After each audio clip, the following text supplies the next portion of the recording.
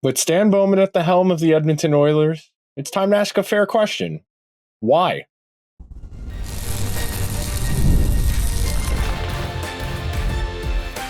You are Locked On Oilers, your daily podcast on the Edmonton Oilers, part of the Locked On Podcast Network, your team every day. Hello, everyone, and welcome to this Friday edition of Locked On Oilers. I'm your host, Nick Zararis. I want to thank everybody who makes Locked On Oilers their first listen of the day. Locked On Oilers, part of the Locked On Podcast Network, your team every day. And today's episode is brought to you by Gametime. Download the Gametime app, create an account, and use code LOCKEDONNHL for $20 off your first purchase. Terms do apply. So, a whole lot to talk about on today's show, and I will be candid with you. This is a heavier subject matter, something that might not be everybody's cup of tea, and something that was inspired because I was flicking the channels around yesterday, and I saw Spotlight was on HBO, and I watched the second half of Spotlight, the movie about the Boston Globe news investigation into the Catholic Church in Massachusetts and the greater Boston area that exposed the widespread abuse of minors by members of the clergy. So this is going to be me kind of getting on my soapbox as a person who still believes in what news is supposed to be, and someone who's kind of felt gross since the Oilers announced Stan Bowman was going to be the general manager, because I don't think people really grapple with the burden of this. And I'll start here.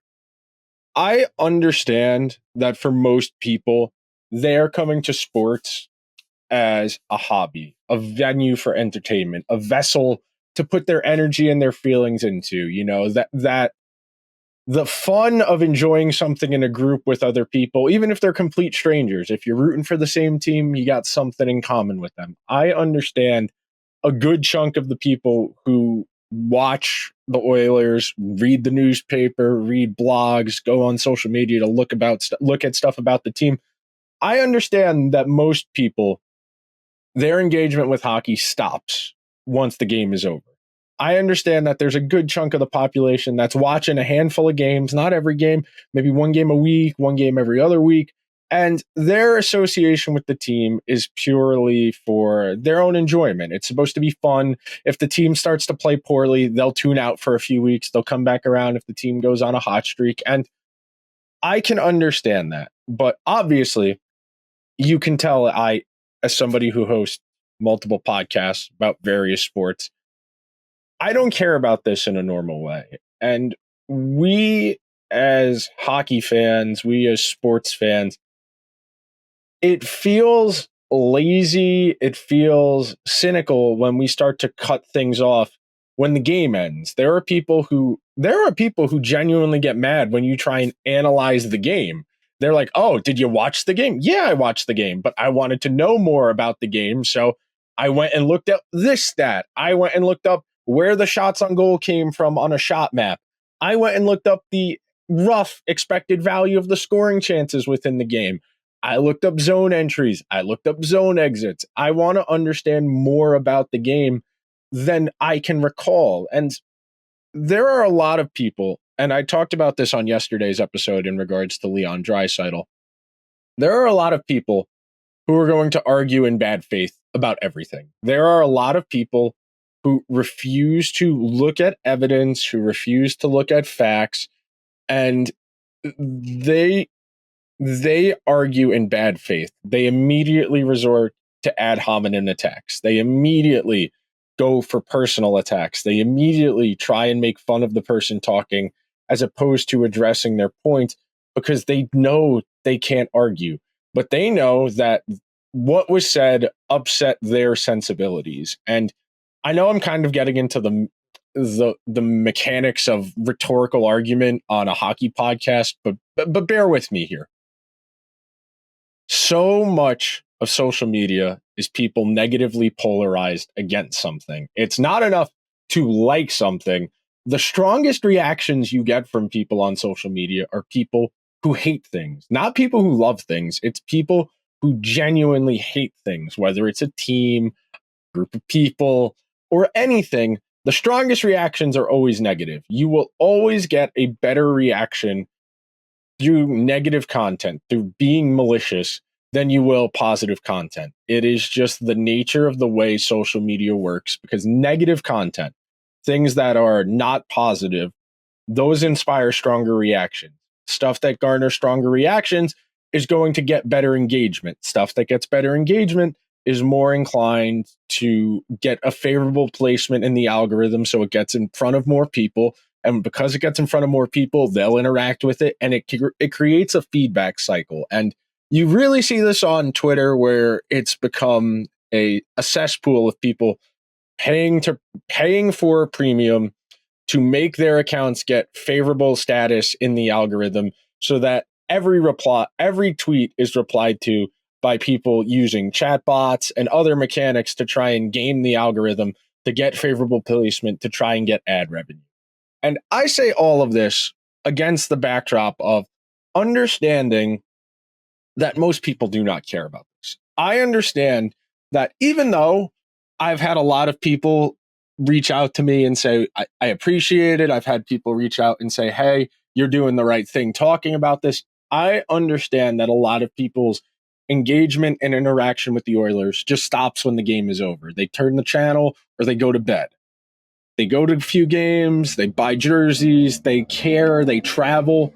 There are tiers to this. There are levels to this idea of being a fan. And I know this is awfully preachy for a Friday, and usually Friday shows kind of lighter, but I want to talk about the Oilers hiring Stan Bowman because I rewatched Spotlight. I thought about All the President's Men. When we talk about institutions, this is where you get into the fundamental flaws within a culture or a society, because institutions are strong. Individuals are weak.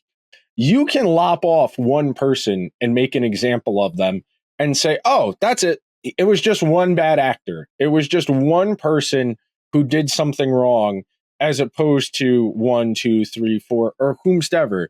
And you have to think about it in these terms, because hockey is, for the lack of a better term, a monolith. It is lifers, their children, their children's people, and it creates this feedback cycle. And I'm going to read something to you. I wrote this 3 years ago. I am going to read it verbatim to you. This was written on July 16th of 2021. I wrote this right as the story was first developing, where the civil lawsuits against the Blackhawks were filed, and it was out in the news, but we did not know Kyle Beach's identity yet, and we did not have the Jenner and Block report yet. So I'm going to read, quote, while most of the hockey media has moved on to the offseason, I just can't. I have struggled for the better part of a month with multiple drafts of this column because it's so delicate. I love hockey with every fiber of my existence, and it's why I can't stop thinking about this story. We all need to demand better of hockey at every single level. All of those learned behaviors that breed this culture of silence start as a 4-year-old who doesn't know any better. By the time someone's 55 and a decision maker for a professional hockey team, it's who they are. Stan Bowman's journey was preordained as the son of legendary coach Scotty Bowman. He was always going to be in the club. Sure, he had to have some success along the way to get promoted, but it came at a moral and philosophical cost. This blind indifference to the team from cradle to ice has rotted the game. It is a system of indoctrination that creates a self-fulfilling cycle of depravity. It might sound hyperbolic, but the common thread that leads to cover-ups starts when you're left to your own devices amongst teammates as a child on the bus playing minor hockey. This entire conversation comes down to what people in power are willing to do to maintain it. In the case of Bowman, he has his name on the Stanley Cup 3 times and got promoted to the president of hockey operations while maintaining his GM job. Brad Aldrich's name is next to Stan Bowman's in hockey history for eternity. We're going to come back. We're going to talk about individual things that we can draw comparisons to coming up next. It's summer. That means hot dogs, barbecues, the beach, and of course, baseball. In fact, I am going to the Met game tonight. So as soon as I finish putting together this episode, going to get ready, head into the city, go see the Mets, hopefully win against the Braves again. And I got my tickets, the only place I buy tickets, from Gametime, featuring some of the best tools in the ticket buying industry, things like zone deals where you choose a section and let Gametime choose the seats, all-in pricing where they show you the total up front with no surprise fees at checkout. You get a panoramic view from your seat in the app before you buy, the lowest price guarantee, or Gametime will credit you 110% of the difference, and Gametime ticket coverage. Your purchase is covered with the most flexible customer service policy in the ticketing industry. So take the guesswork out of buying baseball tickets with Gametime. Download the Gametime app, create an account, and use code LOCKEDONNHL for $20 off your first purchase. Terms apply. Again, create an account and redeem code LOCKEDONNHL for $20 off. Download Gametime today. Last minute tickets, lowest price guaranteed. Are you watching Fox Sports or ESPN on TV all day? Have to turn down the volume with all that shouting? Make the switch to Locked On Sports today, a free 24/7 sports streaming channel programmed for you every day to bring you the biggest stories without all the screaming. Locked On Sports today brings you can't-miss analysis, opinions, and news, streaming 24/7 on YouTube or the free Amazon Fire TV channels app. Part of the Locked On Podcast Network, your team every day.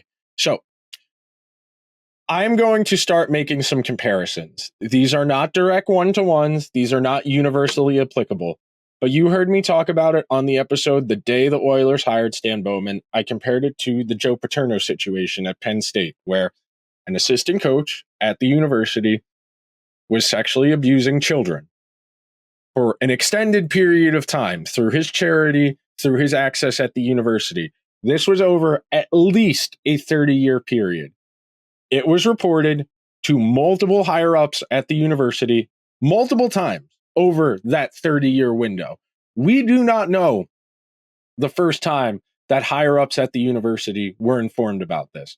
If you want to go by the official record, there's a rough estimate that sometime in the late 80s or early 90s, Joe Paterno was told something was going on with Jerry Sandusky and a child. But Joe Paterno reported it to his superiors and then did nothing. He did not follow up. He did not go to the police. He did not ask Jerry Sandusky what happened. And then 15, 20 years later, the story breaks big. It gets out there publicly what Jerry Sandusky had done. It gets out there that Joe Paterno had known on some level that something wrong had happened, that he reported it to his higher-ups. And those people at the university, I believe one was a president, and one person was like a director of something related to the Board of Regents at the school. Those two people did not take action. They did not go to the police. There was no follow-up. It took news reporting for this story to break to get accountability. Those two people in the hierarchy at Penn State were fired. Joe Paterno was fired. Of course, Joe Paterno died a couple months later, and there was no court of public opinion. There was no, oh, doesn't he deserve a second chance? It gave a sense of closure to that situation, that those children were never going to be made right. Jerry Sandusky ultimately did end up going to jail and is still in jail and will be in jail in perpetuity till he dies. And because of that, there's a different tone to this. And I understand that a lot of people don't want to think about things like this. I understand for a lot of people, their interaction with sports stops when the game ends. But I think it's not an unrealistic ask to ask you to care. You have to remember what we're talking about here. Stan Bowman was in a room with 5 or 6 other senior people. The president of the team, a senior vice president of the team, the coach of the team, and then the assistant general manager. And those 5 guys sat in a room, and the president, the most senior person in the room, John McDonough, said, I will take care of this. Nothing happens for 3 weeks. Then, after that, the team gives Brad Aldrich the option. do you want to go through an HR investigation or would you like to resign? He was given the choice of whether he would like to be investigated or resign. In the meantime, he did get a final performance review from Joel Quenneville, and I do want to point that out. There is no documented letter of recommendation on record. In the Jenner and Block report, there's no account of a letter of recommendation from the Blackhawks on Brad Aldrich's behalf, either to the high school or to the college he worked at after the team. There is a performance review on file there where Quenneville commends Brad Aldrich's ability to multitask, for doing great preparation to get the coaching staff ready for the playoffs and the Stanley Cup final, and says congratulations on Stanley Cup, winning the Stanley Cup. That is what is on record. There may be letters of recommendation out there that haven't been found or are being hidden, but without that, it is important to note that. But the Blackhawks allowed Brad Aldrich to leave without an investigation, and because of that, there are other victims. There is a second civil case against the Blackhawks for another player in a similar situation to Kyle Beach, who was a Black Ace. There is a report of inappropriate behavior at the college he worked at. And of course, Brad Aldrich was ultimately convicted and sent to jail for sexual abuse of a minor in Michigan, where he was working with high school students. If Brad Aldrich had that if the Blackhawks had conducted that HR investigation of Brad Aldrich at the time and promptly, instead of waiting 3 weeks and giving him the option, that child very well might not have been in that situation. The Blackhawks very well could have prevented something wrong from happening. And the reason I bring up the notion of the boys club, the reason I bring up the idea that this is all part of one large system, these aren't just bad actors, is that Brad Aldrich's dad has worked in the NHL for a long time. He was an equipment manager for the Sharks. He's been around the game for a long time. And because of that, he was able to get his son an inside track to a seat at the table in the club. Very much like Stan Bowman, who, as I read before in the first segment, son of perhaps the greatest coach in the history of the sport. Stan Bowman born on third base once. He gets handed the keys to a future dynasty, born on second base twice. Born on third base twice. Not just this is what the system is supposed to do. You do a good job, then your son does a good job, and his son, and it creates this cycle where nobody wants to hold anyone accountable because everyone's friends, everyone's family, and you don't do that to family. You don't want to embarrass anyone. You don't want to embarrass the team. And that's ultimately what the Blackhawks decided in 2010, that let's not embarrass Brad Aldrich here. We should give him a choice. He should get a choice if he wants to be investigated, or he can leave quietly and then we don't get embarrassed. He doesn't get embarrassed. He can keep working in hockey. And because of that, there are other victims out there in the world. We're going to take one more quick break. We're going to tie this in to Spotlight specifically, and we will be right back. I love sports. I love them so much, I never want them to stop. But now that the playoffs are over, we have fewer games, and sports aren't sportsing like I want them to. But FanDuel lets me keep the sports going whenever I want.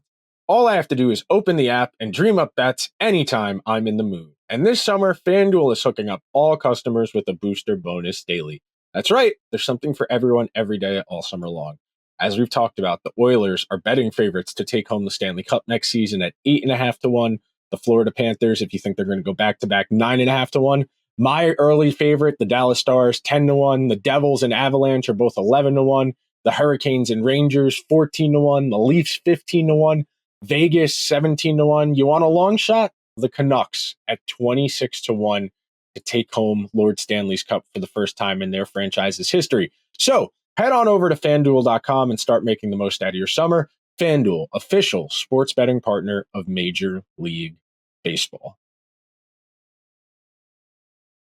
Thank you to everybody who is listening to this episode of Locked On Oilers, where we've got your team covered every day. So I'm going to start talking about the movie Spotlight. If you are unfamiliar, I cannot recommend this movie enough. This is one of the best movies of the 21st century.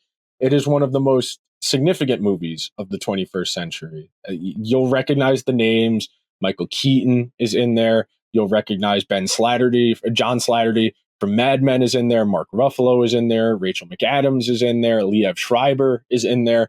This is a very well thought out and important movie. And the thing that sticks out about it is it is an honest and realistic portrayal of how journalism works. And it makes sense. It's put together by Tom McCarthy, a longtime journalist in the Baltimore and Washington, D.C. area. Role in putting together The Wire, the TV series as well, plays a on-screen character in the 5th season of The Wire, the season about the Baltimore Sun. He is the journalist who's constantly making things up that ultimately McNulty and him accidentally conspire to convince the city of Baltimore that there's a serial killer on the loose. But there are moments in that movie that really, really stick with me. The scene that sticks with me the most is when one of the representatives of the Charity of Catholic Churches, he's a public-facing guy. He works for Boston College. He sits down with Michael Keaton at a bar and he says, "They don't understand the city like us. Robbie, they're not your editor.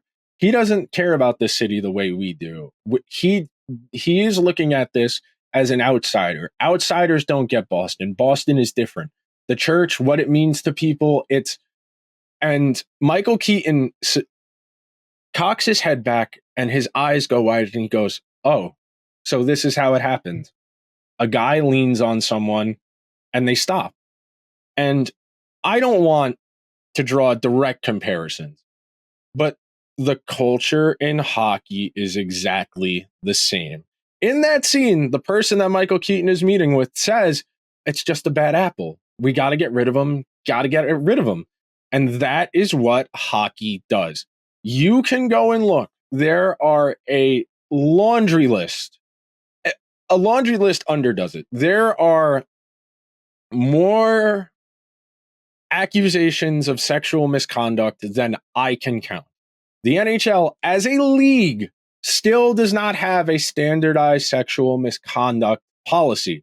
There is no, if you do this, we do this. It is all at the discretion of Gary Bettman. Gary Bettman is the sole arbiter in all of these cases. He is the sole individual who can discipline and then reinstate. It's why he was the one who had to issue that statement a few weeks ago as far as reinstating Quenneville, Al McKissick, and Stan Bowman. And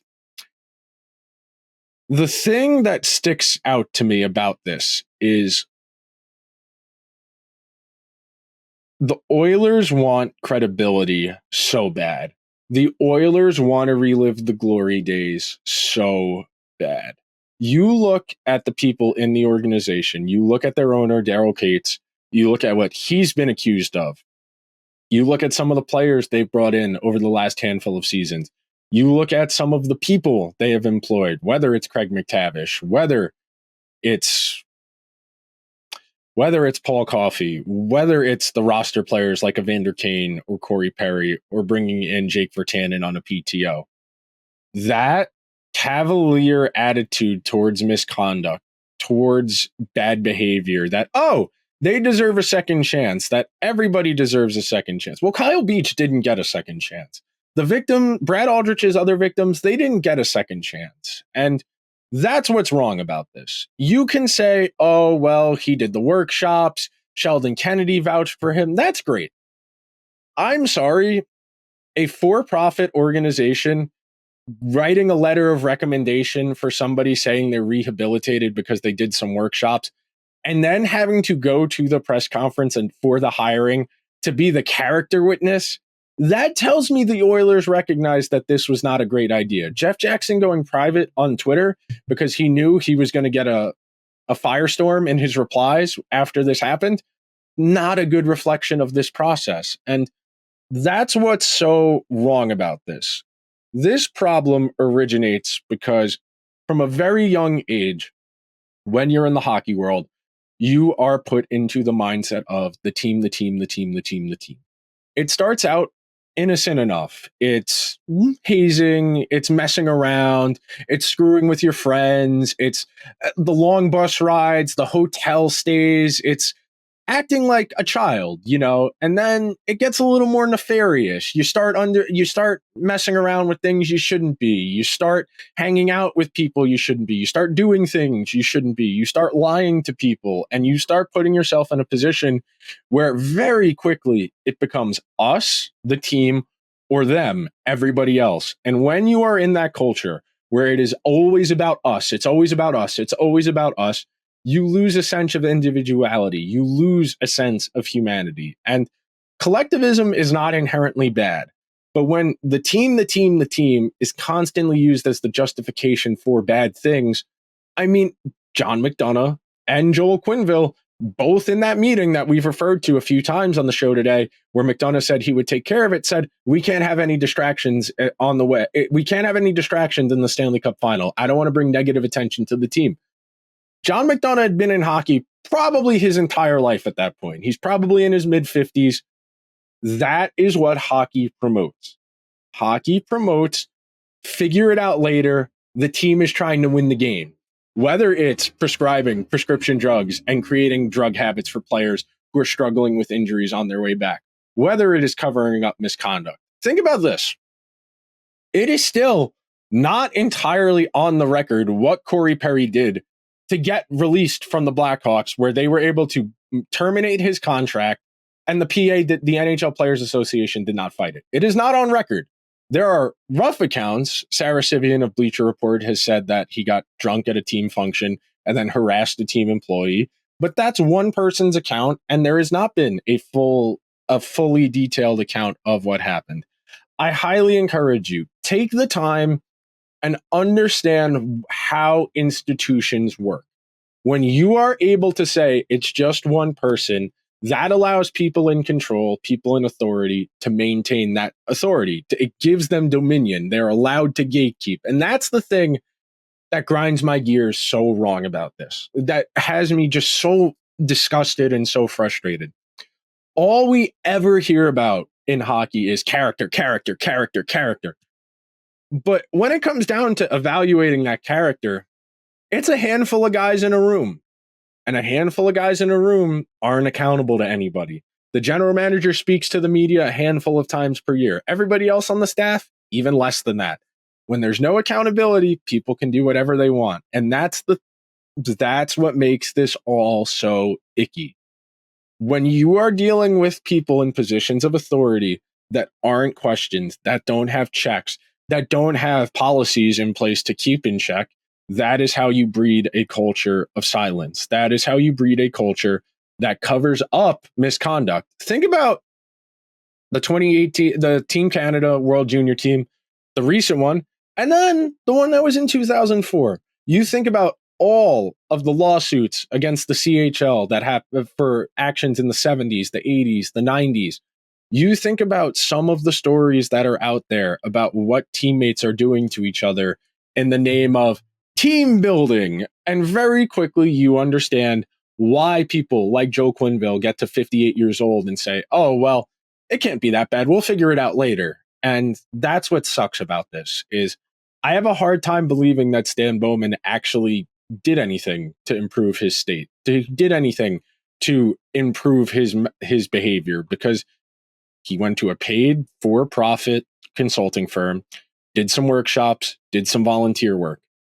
He did that with the mindset of, I need to get back in the NHL as soon as humanly possible. If he was genuine in wanting to be better and to do more, he would have spent the rest of his life trying to do more, to make amends. Instead, he wanted to get back in the club because he feels he's entitled to be in the club because of who his dad is. But that'll do it for today's episode of Locked On Oilers. So if you could be so kind, please subscribe to the show wherever you get your podcasts. If you are listening on Apple or Spotify, please throw the show a 5-star review. If you're watching over on YouTube, I'd appreciate it if you could subscribe. You could hit the alarm bell so you get a notification whenever new content goes live. And I'm sure the ad hominem attacks, snowflake, lib, woke, whatever you want, will be in the replies. But if you're of sane, rational level-headedness, I encourage you, watch Spotlight.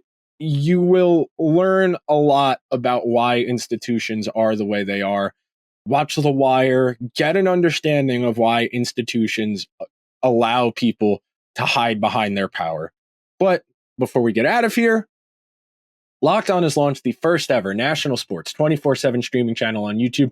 And now it's also available on Amazon Fire TV and the free Fire TV channels app. Locked On Sports Today is here for you 24/7, covering the top sports stories of the day with the local experts of Locked On, plus our national shows covering every league. Find Locked On Sports Today, now available on the free Fire TV channels app.